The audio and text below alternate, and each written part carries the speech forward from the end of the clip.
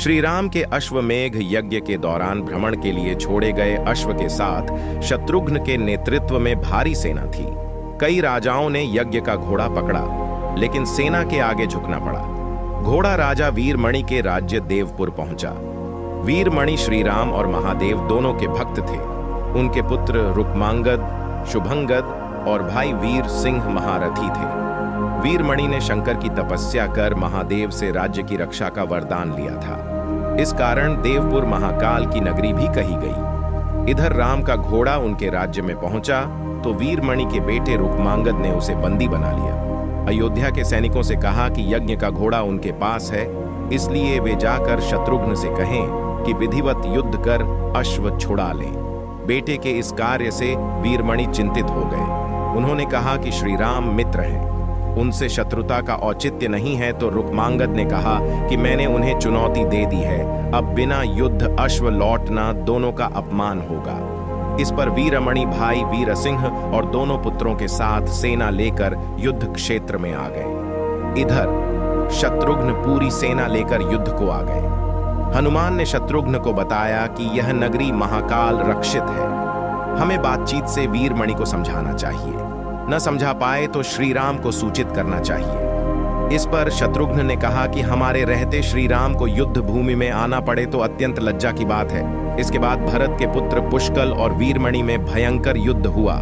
पुष्कल के दिव्य बाणों से वीरमणि मूर्छित हो गए और शत्रुघ्न ने दोनों भाइयों को नागपाश में बांध दिया। शत्रुघ्न सेना के वीर सिंहनाद करने लगे, जिसे सुनकर वीरमणि की मूर्छा दूर हुई और सामने हार देखकर भगवान रुद्र महादेव को याद किया। महादेव ने भक्त को मुसीबत में जानकर वीरभद्र के नेतृत्व में नंदी भृंगी समेत सारे गणों को युद्ध में भेज देते हैं। वीरभद्र ने त्रिशूल से पुष्कल का मस्तक काट देते हैं तो भृंगी आदि गणों ने शत्रुघ्न पर आक्रमण कर पाश में बांध दिया। हनुमान पूरी शक्ति से नंदी से लड़ रहे थे, तभी नंदी ने शिवास्त्र से हनुमान को बेहोश कर दिया। इधर अयोध्या के सेना की पुकार सुनकर श्री राम तत्काल लक्ष्मण और भरत के साथ आकर क्रोध में वीरभद्र से कहा कि अब अपने जीवन का अंत समझो। इसके साथ ही श्री राम ने सेना समेत शिवगणों पर धावा बोल दिया। उन्होंने विश्वामित्र से मिले दिव्यास्त्रों से वीरभद्र और नंदी समेत सारी सेना को बेहोश कर दिया। इस पर सारे गणों ने महादेव का आवाहन किया तो खुद महादेव युद्ध में आ गए।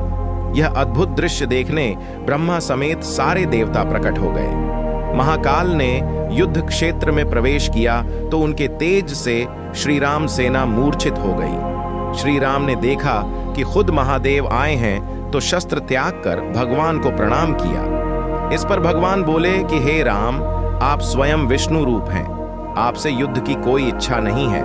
फिर भी चूंकि मैंने भक्त वीरमणि को रक्षा का वरदान दिया है, इसलिए मैं पीछे नहीं हट सकता।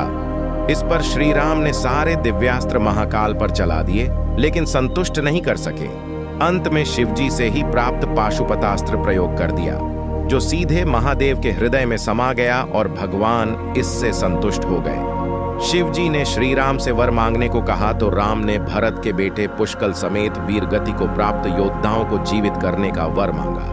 महादेव ने मुस्कुराते हुए तथास्तु कहा और सभी योद्धा दोबारा जीवित हो गए। इसके बाद राजा वीरमणि ने यज्ञ का घोड़ा श्री राम को लौटा दिया और राज्य बेटे रुक्मांगद को देकर खुद शत्रुघ्न के साथ आगे चल दिए।